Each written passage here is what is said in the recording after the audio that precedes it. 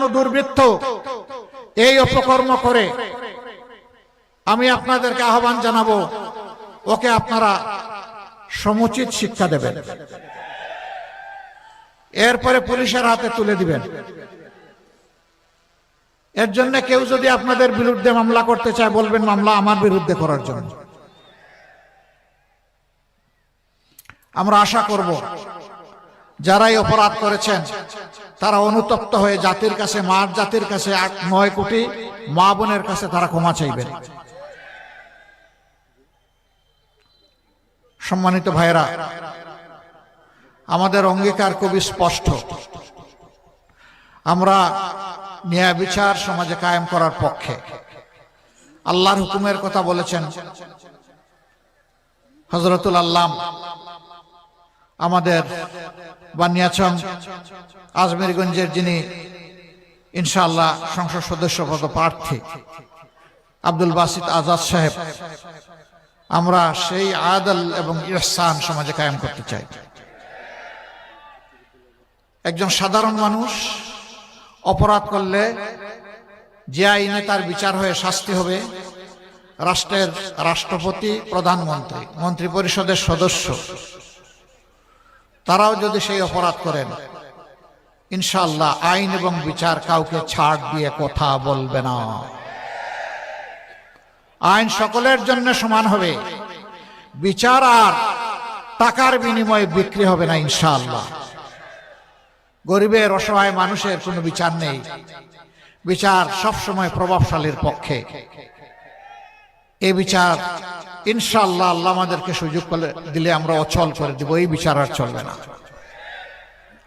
ওই বাংলাদেশ আর দেখতে চাই না, যেই বাংলাদেশে আমার মা বোন, জায়া কন্যা, কারো কোনো জীবন এবং ইজ্জতের নিরাপত্তা নাই। এই বাংলাদেশ দেখতে চাই না।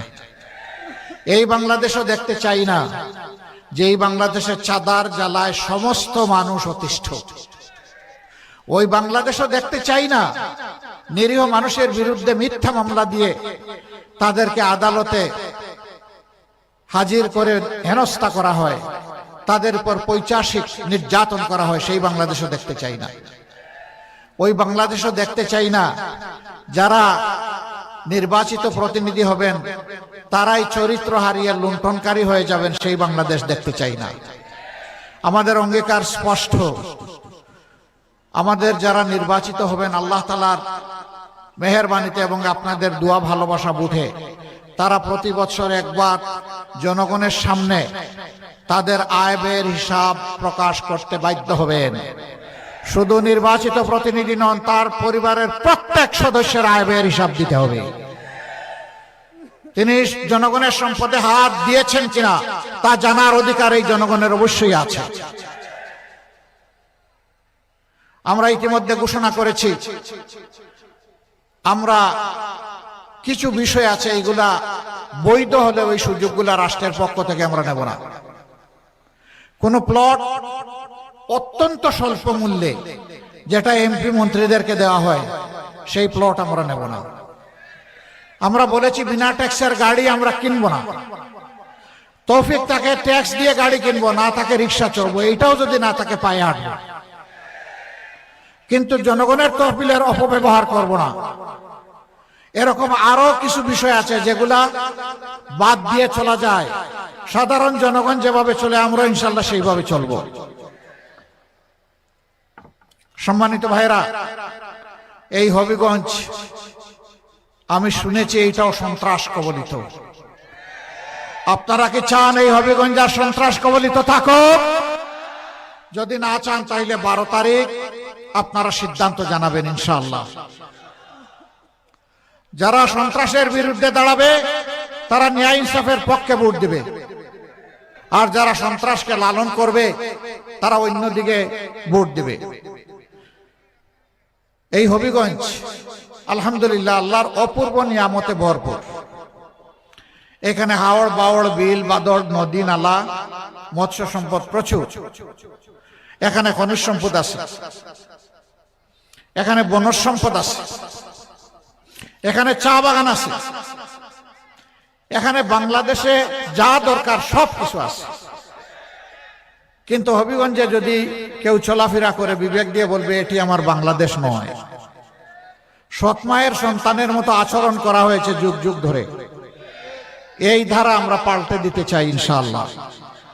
আমাদের অঙ্গীকার, যে এলাকাকে যত বেশি বঞ্চিত করা হয়েছে, আল্লাহ তাআলা আমাদেরকে দেশ পরিচালনার সুযোগ দিলে ওই এলাকা থেকেই সর্বপ্রথম আমরা উন্নয়নের কাজ শুরু করব। আমরা কারো উপর বেইনসাফি করব না। যার যেটা পাওনা তার ঘরে সেটা পৌঁছে দেওয়ার চেষ্টা করা হবে। এই টাকা আমরা যদি সরকারে যাই, এটা আমাদের বাপদাদার টাকা নয়। এই টাকা 18 কোটি মানুষের টাকা।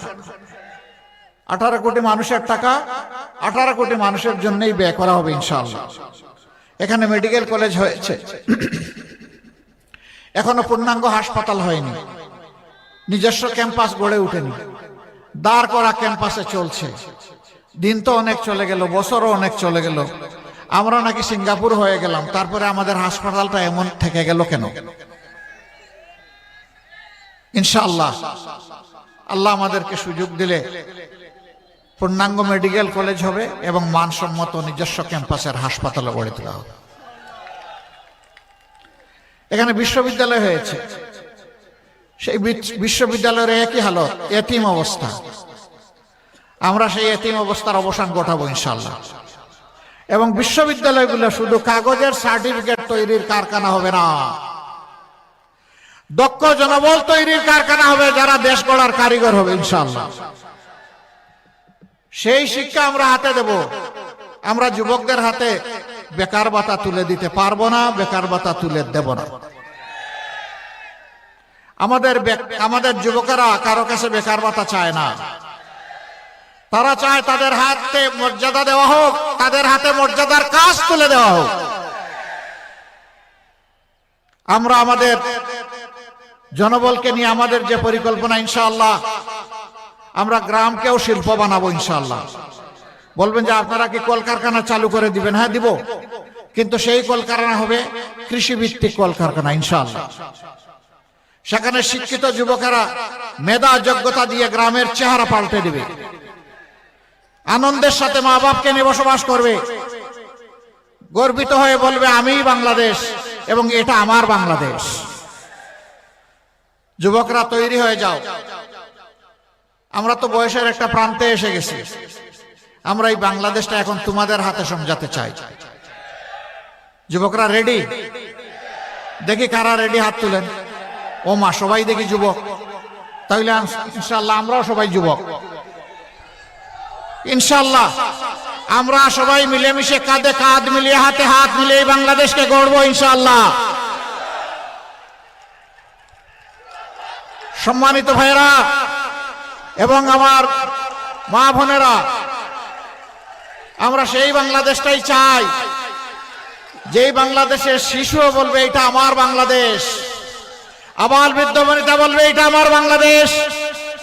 চা বাগানের আমার শ্রমিক ভাই বোনেরা যারা আছে, যারা অত্যন্ত মানবতার জীবনযাপন করে, সন্তানেরা তাকে শিক্ষা এবং স্বাস্থ্যের সেবা থেকে বঞ্চিত, যুগ যুগ ধরে একই পেশায় পড়ে আছে হাড্ডিসার মানুষগুলো, আমরা চা বাগানেরও আধুনিকায়ন করব, প্রযুক্তি সমৃদ্ধ করব, সেই মানুষগুলোরও জীবন মানে পরিবর্তন আনবো ইনশাআল্লাহ। তাদের একটা সন্তানও শিক্ষার আলো থেকে বঞ্চিত হবে না। আমরা বারবার বলে আসছি, এই দেশে বংশানুক্রমে আমরা দেখতেছি রাজার ছেলে রাজা হয়, রানীর ছেলে রানী হয়। আমরা সে দ্বারা পাল্টে দিতে চাই।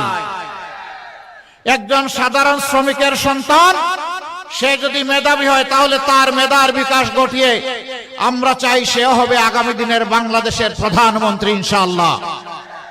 সেই রাজনীতিটাই আমরা চালু করতে চাই। এই রাজনীতির পক্ষে আপনারা আছেন? আলহামদুলিল্লাহ, মোবারক আপনাদেরকে।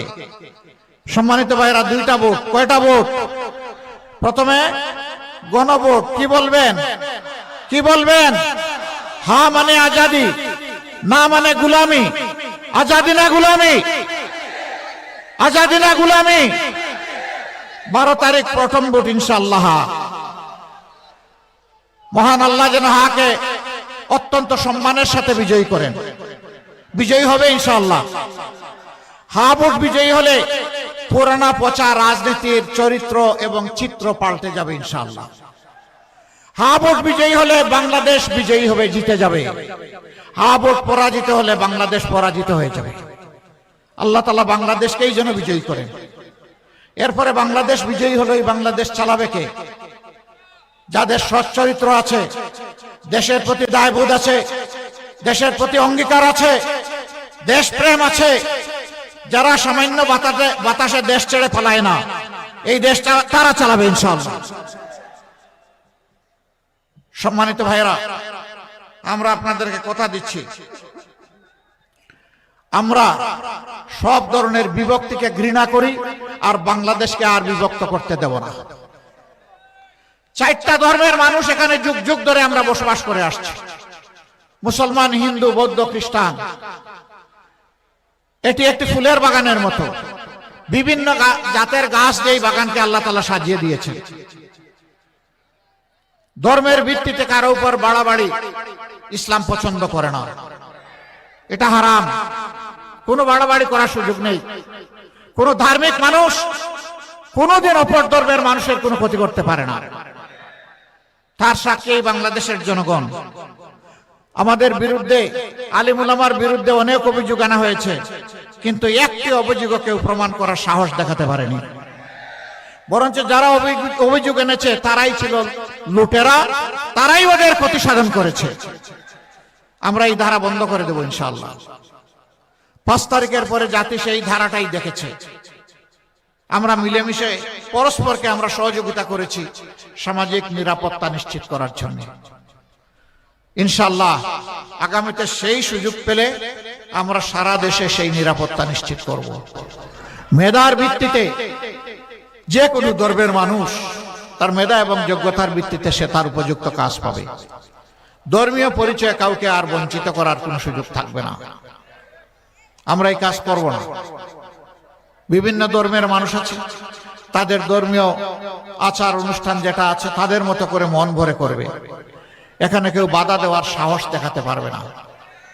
তারা নিরাপত্তা এবং সম্মানের সাথে তাদের আচার অনুষ্ঠান করবে, তা অবশ্যই আমরা নিশ্চিত করব। যা গত 17 মাসে আমরা চেষ্টা করেছি, আমাদের কোনো সরকারি দায়িত্ব ছিল না, কিন্তু আমাদের নৈতিক দায়িত্বের জায়গা থেকে এই দায়িত্ব আমরা পালন করেছি। ভবিষ্যতের বাংলাদেশই এমন হবে ইনশাআল্লাহ। হ্যাঁ ভোটের পরে দেশ পরিচালনার জন্য আমরা ইনসাফের পক্ষে সবাই ঐক্যবদ্ধ হয়েছি। ন্যায় বিচার সমাজে কায়েম হলে দুর্নীতি, চাঁদাবাজি, লুণ্ঠন, দর্শন, খুন এই সব বন্ধ হবে ইনশাআল্লাহ। এই জন্য ন্যায় বিচারের প্রতীক শুধু দাড়িপাল্লা না, এবার 11 দলের যেখানে যে প্রতীক সেইটাই ন্যায় বিচারের প্রতীক। এই হবিগঞ্জ জেলার 4টি আসন, 1টি আসনে দাড়িপাল্লা, 2টি আসনে দেয়ালগড়ি, 1টি আসনে রিক্সা। যেখানে রিক্সা আমরা সবাই রিক্সা, যেখানে দেয়ালগড়ি সবাই আমরা দেয়ালগড়ি, যেখানে পাল্লা আমরা সবাই সেখানে দাড়িপাল্লা। আমি এখন অনুরোধ জানাবো, এক এক করে হবিগঞ্জ 1 থেকে আমরা শুরু করব ইনশাআল্লাহ। হবিগঞ্জ 1-এ 11 দলীয় নির্বাচনী ঐক্য, যেটাকে আমরা বলছি ঐক্যবদ্ধ বাংলাদেশ, এর পক্ষে যাকে আমরা মনোনীত করেছি, তার নামটা বলুন। উনি বাংলাদেশ খেলাফত মজলিসের একজন নেতা, একজন দায়িত্বশীল, জনাব মুফতি সিরাজুল ইসলাম মিরপুরি। তার হাতে আমরা বাংলাদেশের সবচেয়ে পপুলার, সবচেয়ে জনপ্রিয় গণপরিবহন রিক্সা তুলে দিচ্ছি। যত সংখ্যায় বাংলাদেশে রিক্সা আছে আর কোন পরিবহনের এত সংখ্যা নাই। তার মানে এটা হচ্ছে সাধারণ জনগণের পরিবহন। ইনশাআল্লাহ আমরা দোয়া করি রিক্সা সম্মানের সাথে বিজয়ী হয়ে আসুক। প্রত্যেকটা সিট এবং প্রত্যেকটা ভোট 12 তারিখ গুরুত্বপূর্ণ। সেই আসনে আমরা দোয়া করি এই ভাই যেন নির্বাচিত হয়ে আসেন। তারপরে হবিগঞ্জ 2,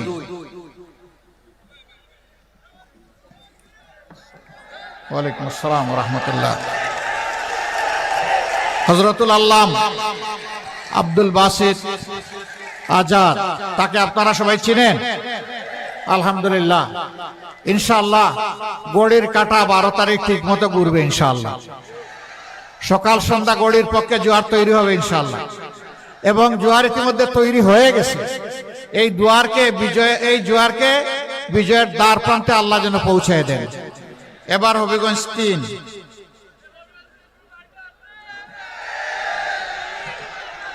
মাশাআল্লাহ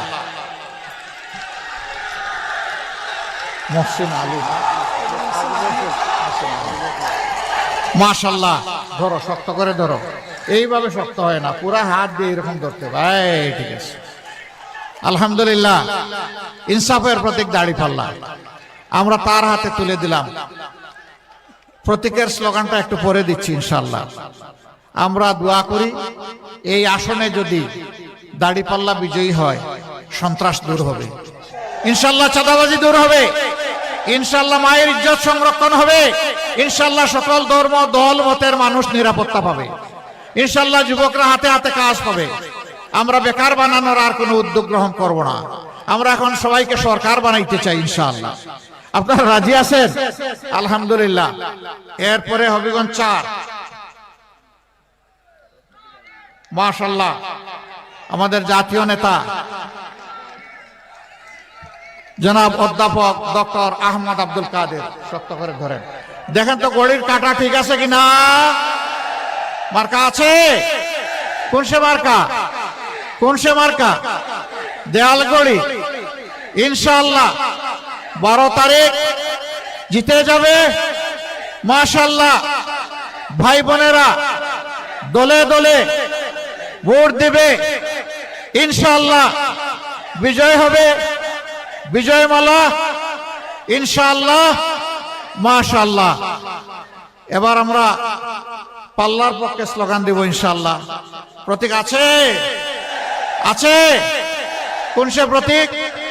আস্তে করে, আরে জুড়ে হয়ে গেছে, আরো জুড়ে, জুড়ে সুরে 12 তারিখ সকাল সন্ধ্যা মা বোনেরা ভাই বাপেরা দলে দলে ইনশাআল্লাহ বিজয় হবে মাশাআল্লাহ।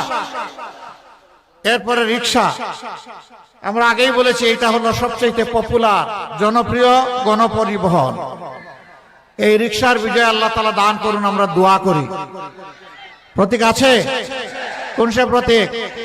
আরো জোরে ইনশাআল্লাহ 12 তারিখ জিতে যাবে মাশাআল্লাহ ইনশাআল্লাহ, বিজয়মালা। জাযাকুমুল্লাহু খায়রান। সম্মানিত ভাইরা, আমরা তাহলে আপনাদের কাছে 4টা আসনে সহযোগিতা চাইলাম। শেষ কথা, 4টা আসন ইনসাফের হাতে আপনারা তুলে দেন, ঐক্যবদ্ধ বাংলাদেশের হাতে তুলে দেন। সবাইকে বহু সুযোগ দিয়েছেন, দফায় দফায় আপনারা জানার পরীক্ষা নেওয়ার সুযোগ পেয়েছেন। একবার আমাদেরকে পরীক্ষা করুন, আমরা আপনাদের আমানতের পাহারাদার হব, চৌকিদার হব, সম্পদ ইজ্জত জীবনের পাহারাদার হব, এ দেশের মালিক হব না ইনশাআল্লাহ, আমরা সেবক হব। আপনারা যদি এই আমানত আমাদেরকে দিয়ে উপহার দিয়ে সাহায্য করেন, আমরা ইনশাআল্লাহ আপনাদের আস্থার প্রতিদান দেওয়ার জন্য আমরা অঙ্গীকারবদ্ধ। আল্লাহ যেন সেই অঙ্গীকার পালন করার তৌফিক দান করেন। লিল্লাহি তাকবীর, লিল্লাহি তাকবীর। ইনকিলাব, ইনকিলাব, ইনকিলাব মঞ্চের এই দেখেন হাদির একটা ছবি এখানে আছে। এইখানে একটা ব্যানারে লেখা আছে, আমি হাদি হত্যার বিচার চাওয়ার জন্য এখানে এসেছি। আমি কথা দিচ্ছি, শুধু হাদি নয়, আবরার ফাহাদ, আবু সাইদ, হাদি সহ তাদের যত সহযোদ্ধা আমাদেরকে জীবন দিয়ে তাদের জীবন জাতির জন্য উপহার দিয়েছে, আমরা তাদের বিচার করব ইনশাআল্লাহ। তাদের হত্যাকারীদের বিচার এই বাংলার মাটিতে হবে ইনশাআল্লাহ। এই দাবি পূরণ হবে, তবে হ্যাঁ, ন্যায় বিচার হবে, জেনে তেনে বিচার হবে না, বিচারের নামে কারো উপর অবিচার করা হবে না। ন্যায় বিচার আমরা নিশ্চিত করব, তাতে কেউ মুক্তি পায় মুক্তি পাক, শাস্তি পায় শাস্তি পাবে। রাষ্ট্রের বাহিনী যারা আছেন তাদের প্রতি আমার অনুরোধ, রাষ্ট্রের কর্মকর্তা কর্মচারী যারা আছেন তাদের প্রতি আমার অনুরোধ, সবাই মিলেই তো আমরা বাংলাদেশ, এটি তো আমাদের সকলের বাংলাদেশ। বাংলাদেশটা ভালো হলে আমরা সবাই ভালো থাকতে পারবো। একটা সুষ্ঠু নিরপেক্ষ অবাধ নির্বাচনের জন্য জনগণের যেমন দায়িত্ব আছে, রাষ্ট্রীয় কর্মকর্তা কর্মচারীদেরও সেই দায়িত্ব আছে। আমরা দোয়া করি তারা কোনো দলের নয়, ব্যক্তির নয়, তারা সেদিন হবেন 18 কোটি মানুষের। তারা সেদিন হবে কার? 18 কোটি মানুষের। আর আমি ঘোষণা দিচ্ছি, আমি জামাতে ইসলামের বিজয় চাই না, আমি চাই বাংলাদেশের 18 কোটি মানুষের বিজয়। সেই বিজয়ের অপেক্ষায় থাকলাম, আল্লাহ তাআলা কবুল করুন। 13 তারিখে সূর্য যেন নতুন বাংলাদেশকে পিঠে নিয়ে উদিত হয়, আল্লাহ তাআলা যেন এই জাতির প্রতি সেই রহমটুকু করেন। আপনাদের সকলকে ধন্যবাদ এবং কৃতজ্ঞতা। আসসালামু আলাইকুম ওয়া রাহমাতুল্লাহি ওয়া বারাকাতুহু।